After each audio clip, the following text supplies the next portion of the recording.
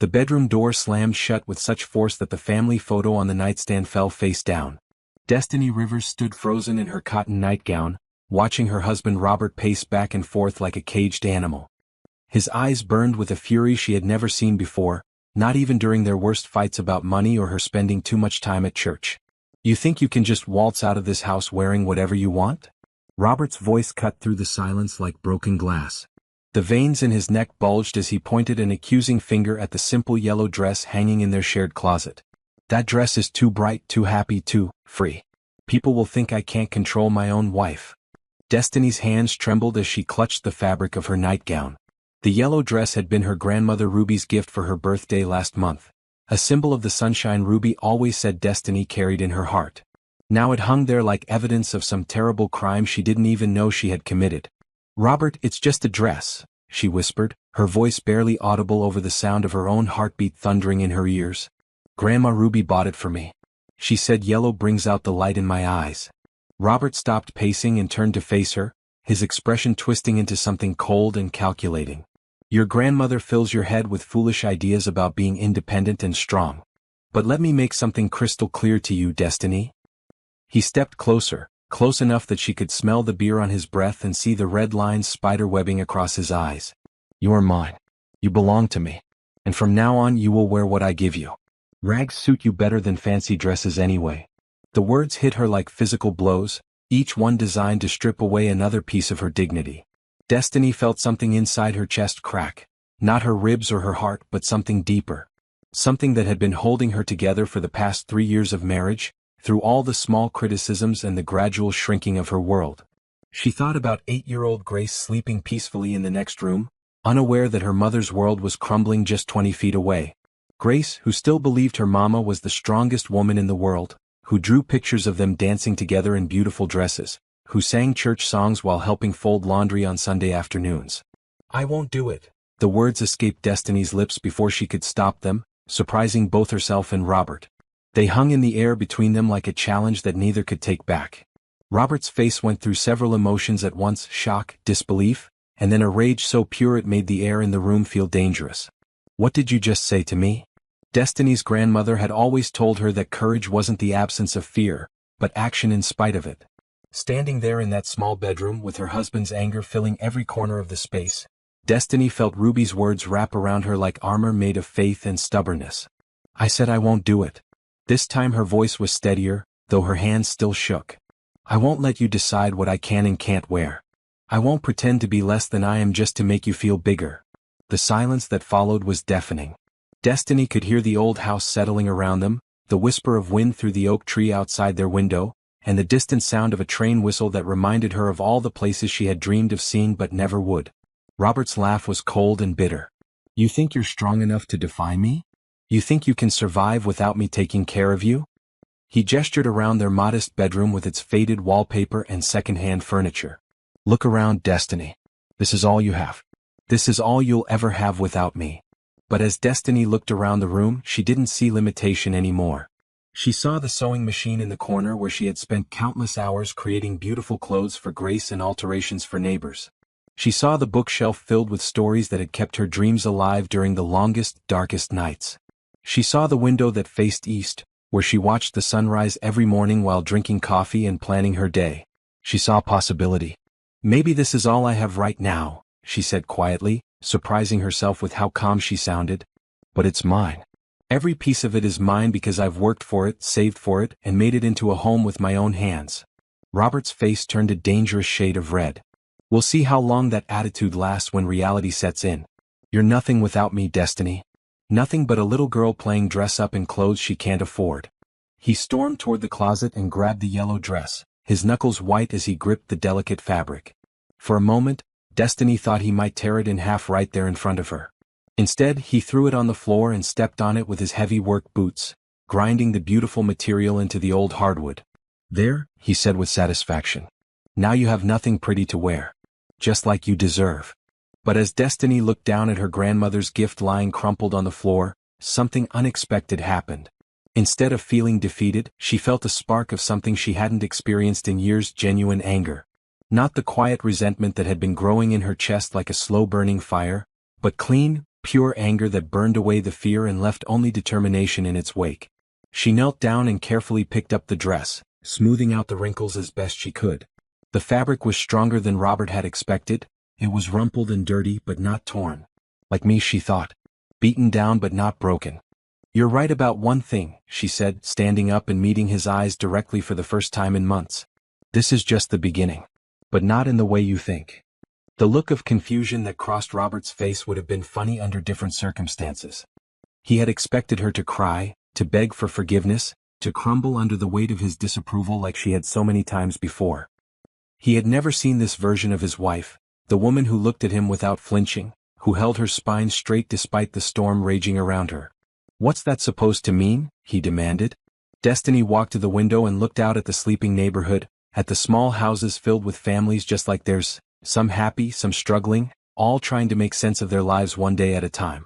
In the distance she could see the steeple of Mount Olive Baptist Church, where she had been baptized at age 12, where she had married Robert 5 years ago, where she took Grace every Sunday to learn about love and forgiveness and the strength that came from faith.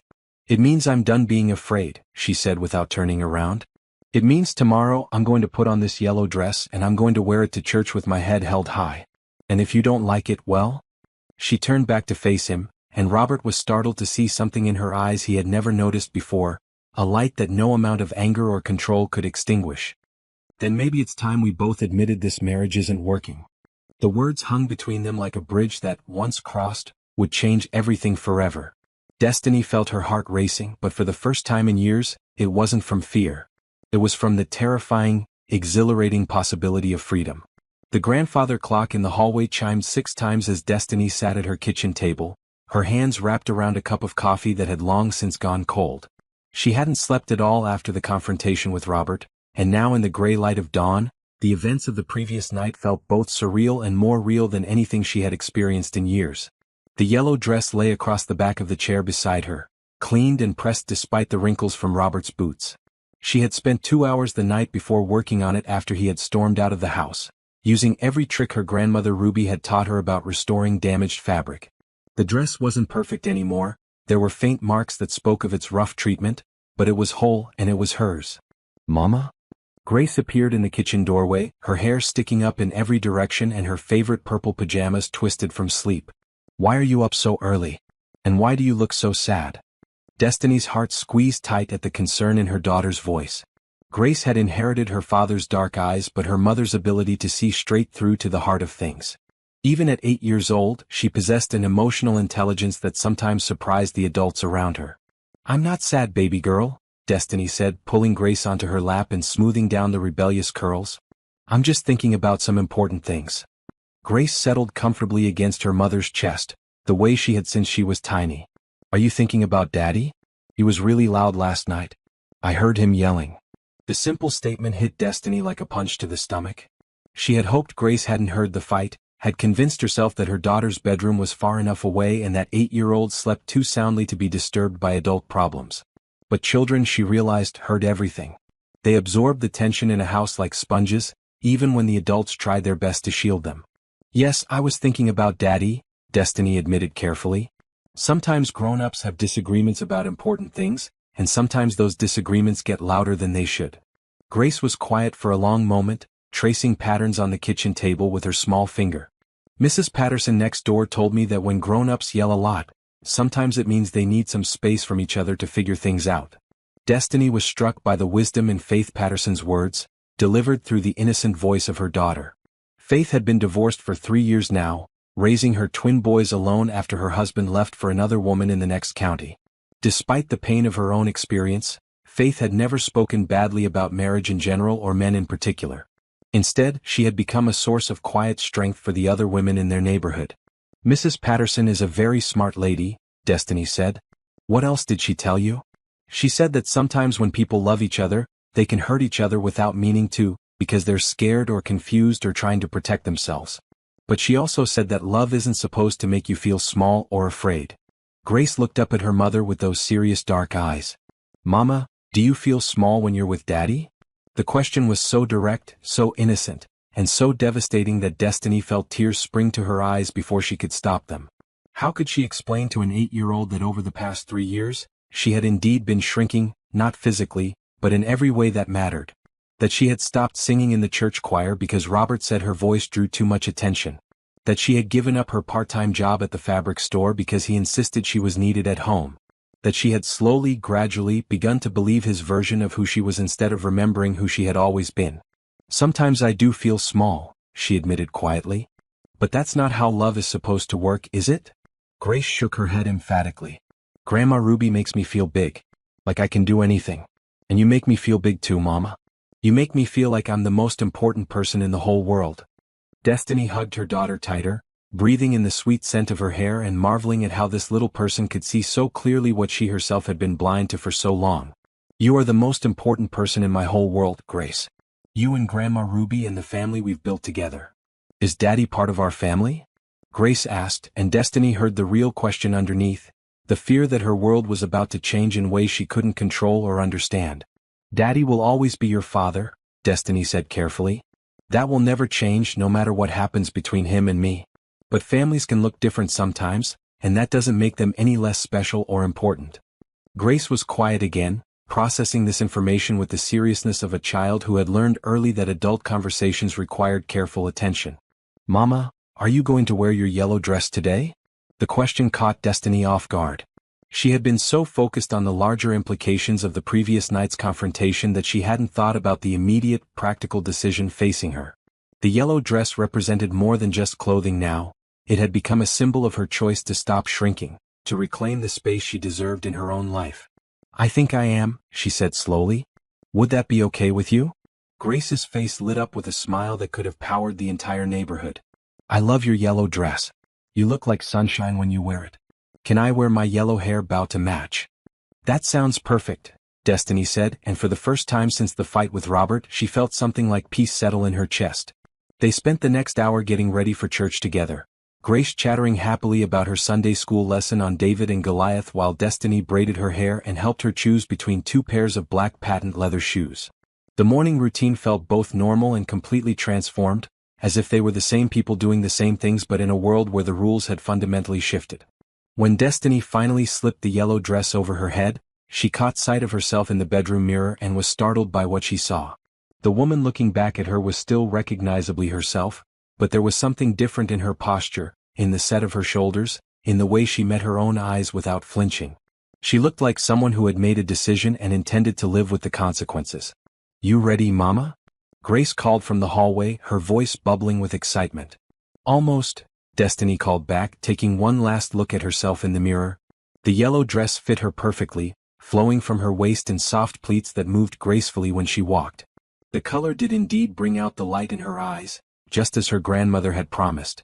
But more than that, it made her feel like herself again, the woman who had once believed she could do anything, who had sung solos in the church choir without fear, who had dreamed of opening her own sewing shop one day. She picked up her purse and Bible, the same one she carried every Sunday, but somehow they felt different in her hands today. Lighter maybe. Or maybe she was the one who felt lighter, as if the decision to stop carrying Robert's version of who she should be had freed up space for her real self to breathe again. As they walked out the front door together, Grace slipping her small hand into Destiny's larger one, Destiny caught sight of Faith Patterson working in her garden next door. Faith looked up and waved, and Destiny was struck by the approving smile that crossed her neighbor's face when she saw the yellow dress. "You look beautiful, Destiny," Faith called out. "That color is absolutely perfect on you." "Thank you," Destiny called back, and she meant it more than Faith could possibly know. The walk to Mount Olive Baptist Church was only 6 blocks, but it felt like the longest and shortest journey of Destiny's life. With each step, she felt more confident in her decision, more certain that the woman in the yellow dress was who she was meant to be. At the same time, she was acutely aware that once she walked through those church doors, there would be no going back. The entire congregation would see her choice written across her face and in the confident way she carried herself. But as they approached the white wooden church with its tall steeple and welcoming red doors, Destiny realized she was ready for whatever came next. She had her daughter by her side, her grandmother's love wrapped around her like armor, and for the first time in years she had herself back. The yellow dress swayed gently in the morning breeze as she climbed the church steps, and Destiny Rivers walked into her new life with her head held high. Mount Olive Baptist Church buzzed with the familiar sounds of Sunday morning children's laughter echoing from the Sunday school rooms, the choir warming up with scales and hymn fragments, and the gentle murmur of congregation members catching up on the week's news before service began. Destiny paused in the doorway of the sanctuary, Grace's hand still firmly clasped in hers, and felt the weight of nearly 100 pairs of eyes turning toward them. The reaction was immediate and unmistakable. Conversation stopped mid-sentence. Mrs. Thompson from the third pew actually dropped her church bulletin. Even the children seemed to sense that something significant was happening, their usual restless energy quieting into an expectant hush. But it wasn't shock or disapproval that Destiny saw in their faces. Instead, she witnessed something that surprised her completely: recognition. As if the woman in the yellow dress was someone they had been waiting to see again, someone who had been missing for too long. "Well, would you look at that?" Sister Patricia whispered loud enough for half the sanctuary to hear. At 75, Sister Patricia had been the unofficial moral compass of Mount Olive for longer than most people could remember. Her approval or disapproval could make or break a person's standing in the community. That girl is finally remembering who she is. Destiny felt Grace squeeze her hand and looked down to see her daughter beaming with pride. "Mama, everyone thinks you look pretty," Grace whispered. "Look how they're smiling at you." It was true. As Destiny's eyes adjusted to the gentle judgment she had expected, she began to see what Grace had noticed immediately. The faces looking back at her weren't filled with criticism or pity. Instead, she saw warmth, encouragement, and something that looked remarkably like relief. Mrs. Coleman nodded approvingly from her usual spot by the piano. Young Brother Davis actually gave her a thumbs up from the back row.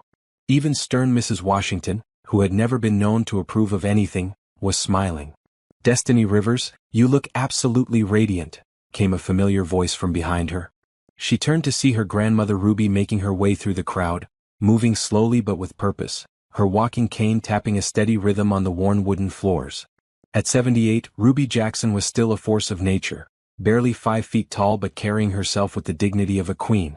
Her silver hair was perfectly styled in the same way she had worn it for the past 20 years, and her navy blue dress was pressed to crisp perfection.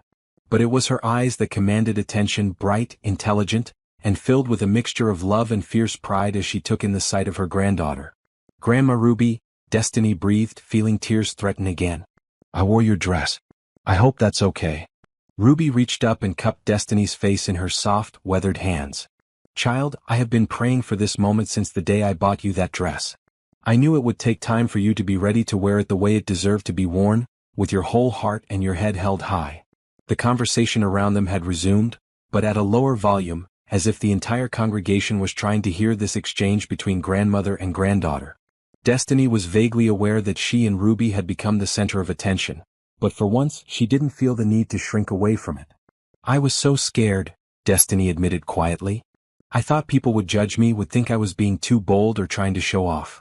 Ruby's laugh was like music, bright and clear and completely infectious. "Honey, there is nothing too bold about a woman finally deciding to shine. We've all been waiting for you to remember that you've got light inside you that needs to come out. Some of us have been praying about it for years." "Years?" Destiny asked, surprised. "Oh, child."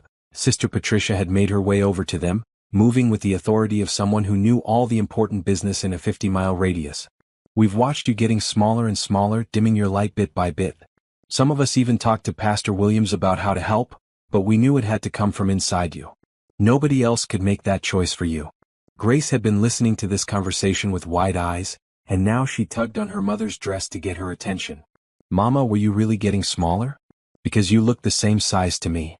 The adults around them chuckled, and Destiny knelt down to Grace's level, grateful for her daughter's innocent ability to cut through complex adult emotions and get to the heart of things. "Not smaller on the outside, baby girl," Destiny explained. "But sometimes grown-ups can start feeling less important, less valuable, and that kind of smallness is harder to see but more dangerous than the other kind." "Oh," Grace said solemnly, processing this information. "But you feel big again now?" "Getting bigger every minute," Destiny assured her, and realized as she said it that it was absolutely true. The church service that morning felt different from any Destiny could remember. Pastor Williams, a gentle man in his 50s who had known her since she was Grace's age, seemed to speak directly to her heart during his sermon about courage and the importance of living authentically. The choir's voices soared through hymns about freedom and joy, and Destiny found herself humming along instead of sitting silently as she had for months. During the offering, when the congregation traditionally shared prayer requests and words of gratitude, Destiny surprised herself by standing up. "I'd like to say something," she announced, her voice carrying clearly through the sanctuary despite the nervousness that made her hands tremble slightly. Pastor Williams nodded encouragingly. "The floor is yours, Sister Rivers." Destiny looked out at the faces of people who had known her all her life, who had celebrated her baptism, her graduation from high school, her wedding, and Grace's birth. They had watched her joy dim over the past few years, and now they were witnessing her decision to reclaim it.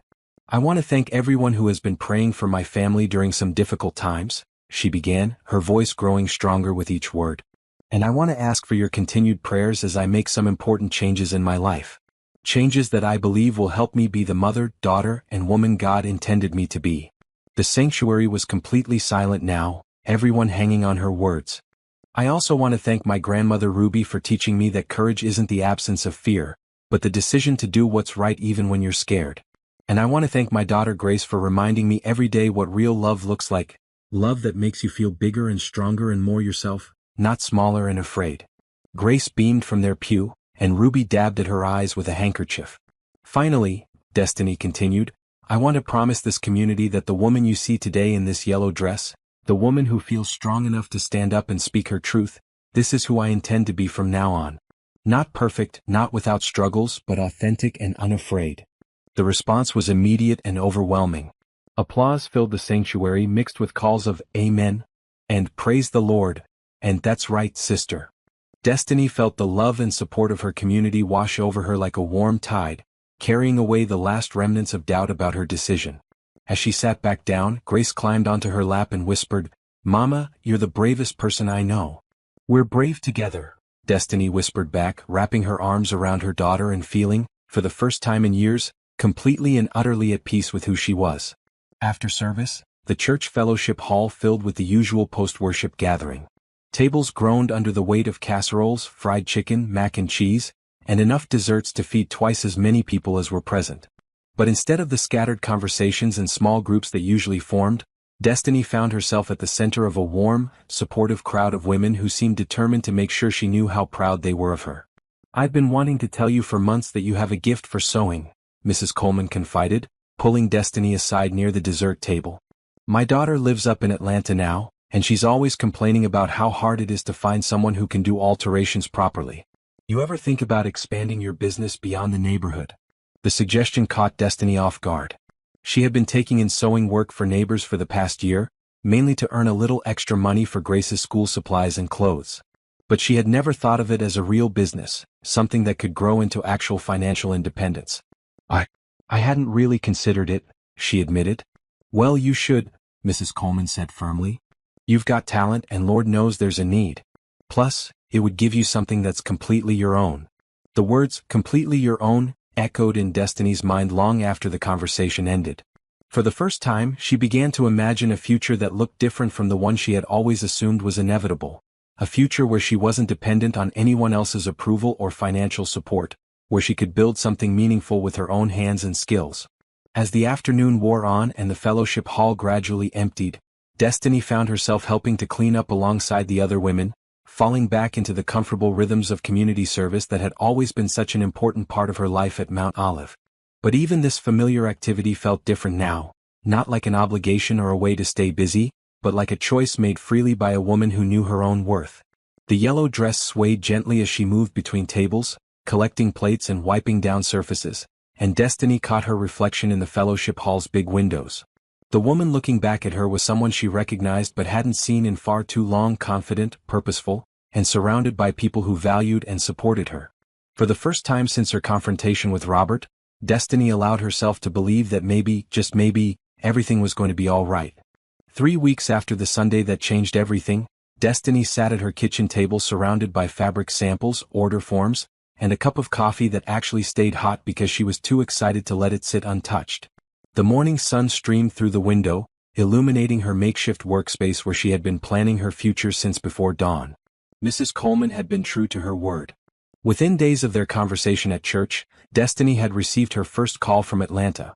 A young professional named Jasmine who needed 3 dresses altered for job interviews and was willing to pay double Destiny's usual rate if she could have them done within a week.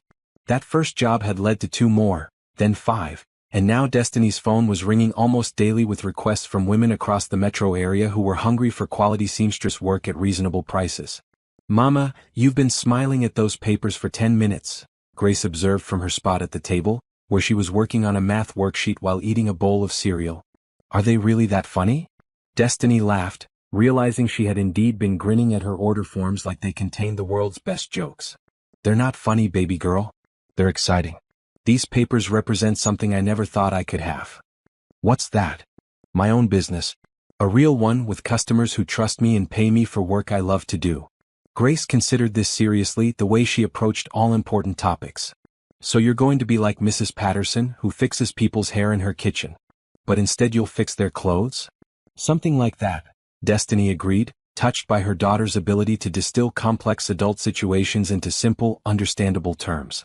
The sound of a car door slamming in the driveway interrupted their conversation, and Destiny felt her stomach drop as she recognized the heavy footsteps on the front porch. Robert had been staying at his brother's house since their fight, returning only to collect clothes and check the mail. Each time he came back, Destiny held her breath, wondering if this would be the visit where he tried to reassert control or demanded that she choose between her growing independence and their marriage. The front door opened without a knock. Robert still considered this his house, despite barely living in it anymore, and he appeared in the kitchen doorway looking tired and defeated in a way that was both heartbreaking and infuriating. "Grace, baby, why don't you go work on your homework in your room for a few minutes?" Destiny suggested gently. "Your daddy and I need to talk."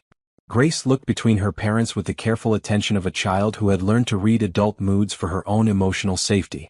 "Is everything okay?" "Everything's fine," Destiny assured her. "We just need to have a grown-up conversation." After Grace had reluctantly gathered her books and disappeared down the hallway, Robert slumped into the chair across from Destiny and stared at the fabric samples scattered across the table. "So this is what you're doing with your time now?" he asked, and Destiny was surprised to hear exhaustion in his voice rather than anger. "Playing at having a business?" 3 weeks ago, the dismissive tone would have made her defensive, would have sent her scrambling to justify her choices or minimize their importance. But the woman in the yellow dress, the woman who had stood up in church and promised to live authentically, wasn't interested in shrinking back into old patterns. "I'm not playing at anything, Robert," she said calmly. "I'm building a business that's already more successful than I ever imagined it could be. I'm supporting myself and contributing to Grace's future. I'm using the skills my grandmother taught me to create something meaningful." Robert was quiet for a long moment, and when he looked up at her, Destiny was startled to see something that looked almost like fear in his eyes. "I heard you've been taking work from people in Atlanta," he said quietly. "People are talking about it at the plant, saying how my wife is becoming some kind of big-shot businesswoman. Are you embarrassed by that?" Destiny asked, genuinely curious. "I don't know," he admitted, running his hands through his hair in a gesture that reminded her of the man she had fallen in love with years ago, vulnerable, uncertain, trying to figure out how to be better than he knew how to be. "I don't know how I feel about any of this." It was the most honest thing he had said to her in months, maybe years. Destiny felt a flicker of the compassion that had first drawn her to Robert when they were both barely adults, both trying to build lives that felt stable and secure in a world that seemed determined to knock them down. "Can I tell you what I think?" she asked. He nodded without looking at her. "I think you're scared that if I become too independent, too successful, too confident, I won't need you anymore. And I think that fear has been making you try to keep me small because small felt safer to you." Robert's laugh was bitter and self-aware. "You always could see right through me. But here's what I need you to understand," Destiny continued, leaning forward slightly. "The woman you fell in love with, the one who sang in the church choir and dreamed about opening her own shop someday, she was never small. You loved me because I was strong and creative and full of ideas about how to make the world more beautiful." "I know," he whispered. "So somewhere along the way you stopped loving who I actually am and started loving who you thought I should be. And that version of me, the quiet, dependent one who never challenged you or shone too brightly, that wasn't real, Robert. She was just me trying to be what I thought you needed." The silence stretched between them, filled with the weight of years of misunderstanding and the pain of two people who had somehow lost track of why they had chosen each other in the first place. "I don't know how to fix this," Robert said finally. "I don't know how to be married to someone who doesn't need me." Destiny felt her heart break a little for both of them, for the man who had confused love with control, and for the woman who had confused peace with submission. "Maybe needing and wanting are different things," she said softly. Maybe the question isn't whether I need you, but whether we want to build something together that makes both of us better. And do we? He asked, finally meeting her eyes. Destiny looked at this man she had shared a home with, had created a daughter with, had promised to love through good times and bad. She saw the fear and the loneliness and the genuine confusion of someone who had been raised to believe that being the head of the household meant making all the decisions, but who had never learned how to be a true partner. I don't know, she said honestly. I know I'm not going back to being small. I'm not going to stop building this business or dim my light to make anyone else comfortable. I'm not going to teach Grace that women should shrink themselves to keep peace. Robert nodded slowly as if he had expected this answer. But I also know that the best parts of who we used to be together are worth fighting for, if you're willing to do the work. If you're willing to love the real me instead of the version you thought you wanted. What would that look like? He asked. Before Destiny could answer, Grace appeared in the kitchen doorway, having apparently decided that the grown-up conversation had gone on long enough. Daddy, she said seriously, walking over to stand beside his chair. Mama's been really happy lately. She sings while she sews and she makes jokes at dinner, and she doesn't look sad when she thinks I'm not watching. I think her business is good for her. Robert looked down at his daughter, really looked at her, as if seeing her clearly for the first time in months. You're right, Gracie. She does seem happier. Grace nodded emphatically. And when Mama's happy, it makes me happy too. It makes the whole house feel better. The simple wisdom of an 8-year-old hung in the air between them, cutting through years of complicated adult emotions and getting to the heart of what really mattered. Robert reached out and pulled Grace onto his lap, holding her close in a way he hadn't done in weeks. I've been making some mistakes, he said quietly, speaking to Grace but looking at Destiny.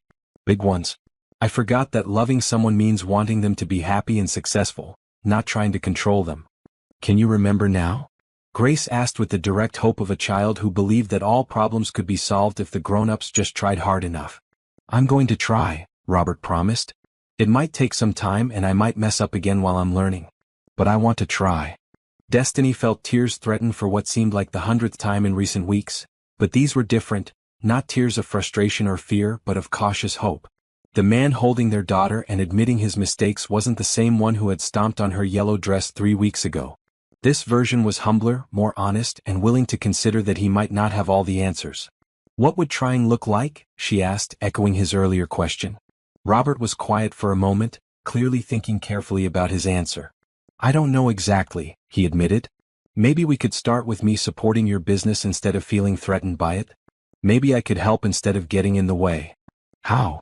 Destiny asked, surprised by the offer. Well, Robert said slowly, I'm pretty good with numbers and I know you hate doing the bookkeeping part. Maybe I could help you keep track of expenses and income, help you figure out what to charge for different types of work. It was such a small thing, but Destiny could see the significance of it. Robert was offering to contribute to her success rather than undermining it, to use his skills to support her dreams rather than dismissing them. That would actually be really helpful, she said carefully. I've been trying to figure out how to organize all the financial stuff, and it's definitely not my strong suit. And maybe, Robert continued, gaining confidence, maybe I could drive some of the finished work to customers in Atlanta. Save you the time and gas money of making those trips yourself. Grace clapped her hands together with delight. Daddy, that's a great idea. Then you and Mama would be working together like a team. Like a team, Robert repeated, testing out the words. I think I'd like that better than trying to be the boss of everything. The conversation that followed was tentative but honest, full of careful questions and careful answers as 3 people who loved each other tried to figure out how to be a family in a new way. They talked about boundaries and expectations, about what it would mean for Robert to move back home, about how to make sure Grace felt secure while her parents worked through their problems. By the time the sun was setting outside the kitchen window, they had the beginning of a plan. Robert would continue staying at his brother's house for another few weeks while they all adjusted to these new dynamics. He would come by in the evenings to help with Grace's homework and contribute to the business bookkeeping. They would attend couples counseling at the church, something Robert had always refused before but now seemed genuinely willing to try. Most importantly, they agreed that Destiny's business and her newfound confidence were non-negotiable. The woman in the yellow dress was here to stay, and any future they built together would have to be big enough to hold all of who she was becoming. 3 days later, Destiny found herself standing in the spare bedroom that she had decided to convert into a proper sewing room. The space was small but bright, with 2 windows that let in plenty of natural light and enough room for her sewing machine, cutting table, and the shelving unit Robert had surprised her by building and installing without being asked. "It's perfect," Ruby declared from the doorway, where she was supervising the transformation with obvious pride. "Your grandfather would have loved seeing you set up your own workspace like this." Destiny smiled, thinking about the grandfather she barely remembered but who lived on in Ruby's stories about his own small business repairing watches and jewelry. "Do you think he would have been proud?" "Honey, he's probably been cheering you on from heaven this whole time," Ruby said with certainty. "He always believed that everyone has something special they're meant to contribute to the world. He'd be thrilled to see you finally sharing your gift." The gift Ruby was referring to had been evident since Destiny was Grace's age: an intuitive understanding of fabric and fit, an ability to look at a piece of clothing and immediately see how to make it better. What had started as helping Ruby with church costume alterations had grown into a skill that could transform not just clothes but lives. "Mrs. Anderson called this morning," Destiny said, referring to the owner of the fabric store where she used to work part-time. "She wants to know if I'd be interested in teaching sewing classes in her store on Saturday afternoons. She says there are a lot of young women in the area who want to learn, but they can't find anyone to teach them properly."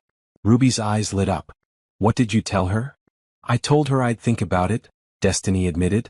"It's one thing to work on alterations by myself, but teaching? That feels like a big step." "Every step you've taken in the past month has been a big one," Ruby pointed out. "And look how well they've turned out." It was true. The business was growing faster than Destiny had ever imagined possible. She now had a waiting list of customers, and several women had asked if she could design and make original pieces, not just alter existing garments. The financial independence she had never dared dream of was becoming a real possibility. More importantly, the changes in her personal life were proving to be sustainable. Robert was keeping his promises about supporting her business and working on himself.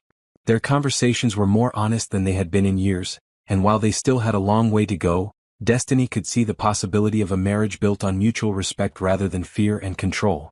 Grace was thriving in ways that surprised everyone. With the tension in the house reduced and her mother's confidence restored, she had become more outgoing at school, more creative in her play, and more willing to express her own opinions about everything from what to have for dinner to which books they should read together at bedtime. "I think I want to say yes to Mrs. Anderson," Destiny said suddenly, surprising herself with the decision.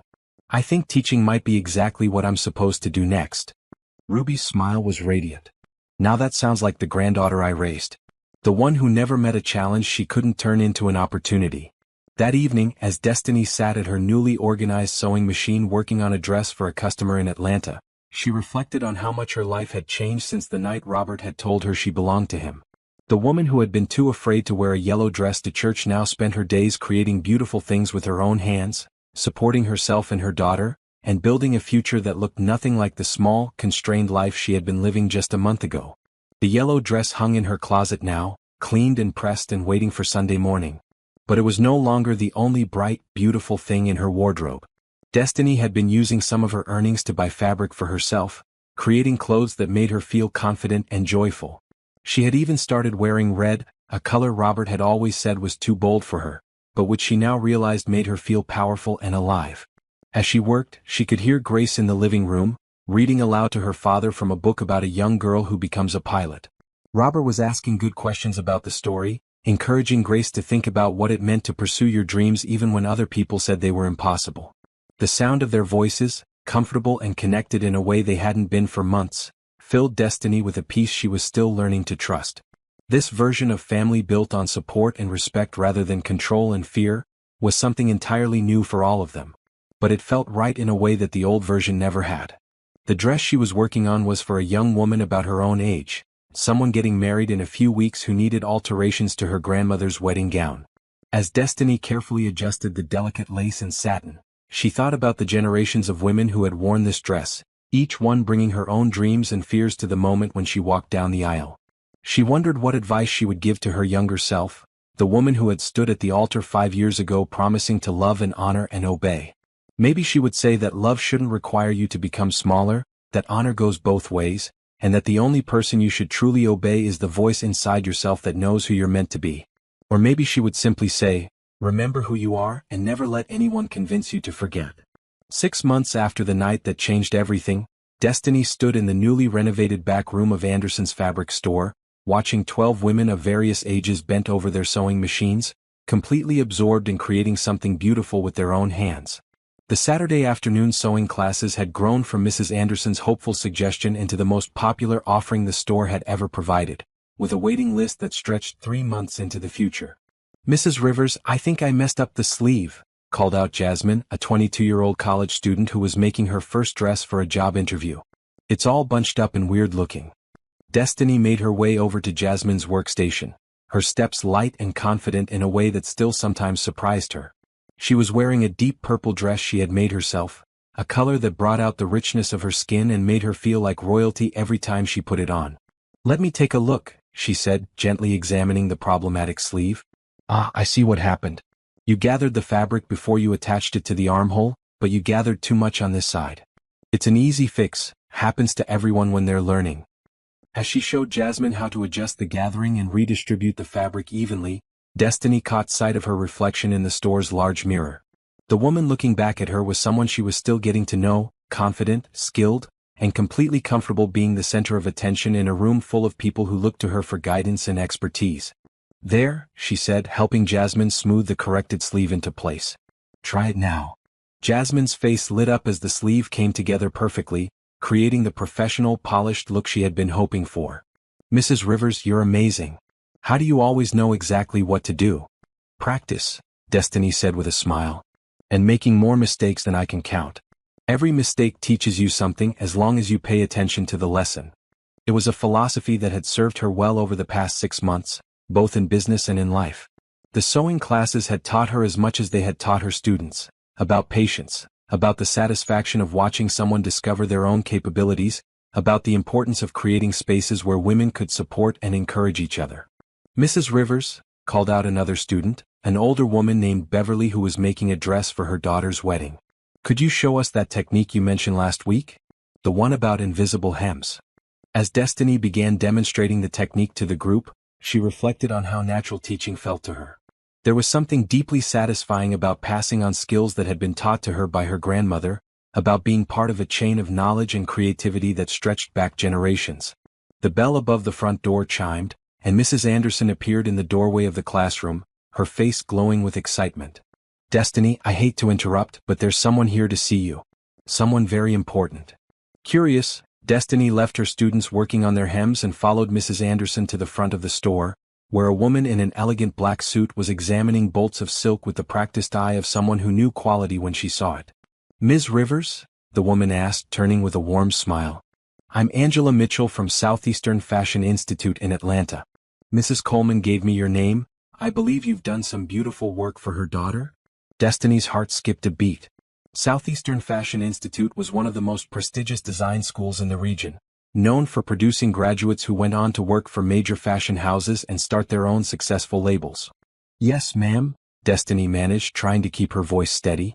"Jasmine has been a wonderful customer." "Well, Jasmine couldn't stop talking about your work when she interviewed with us last month," Angela continued. "She brought in the portfolio of alterations you've done for her, and frankly, I was impressed. Your understanding of fit and construction is exceptional, and your eye for what flatters different body types is remarkable." Destiny felt her cheeks warm with pride, but she wasn't sure where this conversation was headed. "The reason I'm here," Angela said, reaching into her briefcase, "is that we're launching a new continuing education program for working professionals who want to expand their skills. We're looking for experienced seamstresses and tailors to teach some of our practical construction classes." She handed Destiny a folder thick with information about the program. The position would be part-time 2 evenings a week and some Saturday workshops. The pay is excellent, and it would give you access to our facilities and resources to develop your own designs if you're interested in that direction. Destiny stared at the folder in her hands, hardly believing what she was hearing. Teaching at a fashion institute? It was an opportunity she never could have imagined even 6 months ago, when she was still convinced that her sewing was just a hobby, just something she did to help neighbors and earn a little extra money. I would need to think about it," she said carefully. "I have my business here and my Saturday classes." "Of course," Angela said warmly. "And we would certainly work around your existing commitments. Mrs. Anderson has already told me how important your classes are to the community here. We wouldn't want to interfere with that." After Angela left, Destiny sat in her car in the fabric store parking lot, staring at the folder and trying to process what had just happened. 6 months ago she had been afraid to wear a yellow dress to church. Now she was being offered a position at one of the most respected fashion institutes in the state. Her phone buzzed with a text from Grace. "Daddy's making dinner and it smells really good. When are you coming home?" The simple message filled Destiny with warmth. Robert had indeed been keeping his promises about being more supportive and more present. He had moved back home 2 months ago, and while they were still working through their issues in counseling, their relationship had transformed into something healthier and more honest than it had ever been before. He had proven to be genuinely helpful with the business side of her work, keeping meticulous records and even creating a simple website that had brought in customers from as far away as Savannah. More importantly, he had learned to celebrate her successes instead of feeling threatened by them, and Grace was thriving in the environment of mutual respect and support they were building together. The drive home took her through the heart of their small town, past the church where she had stood up and declared her intention to live authentically, past the houses of neighbors who had become customers and friends, past the elementary school where Grace was excelling in her 3rd grade class and talking about wanting to learn to sew like her mama. As she pulled into their driveway, Destiny could see Robert and Grace through the kitchen window, working together to set the table and laughing about something.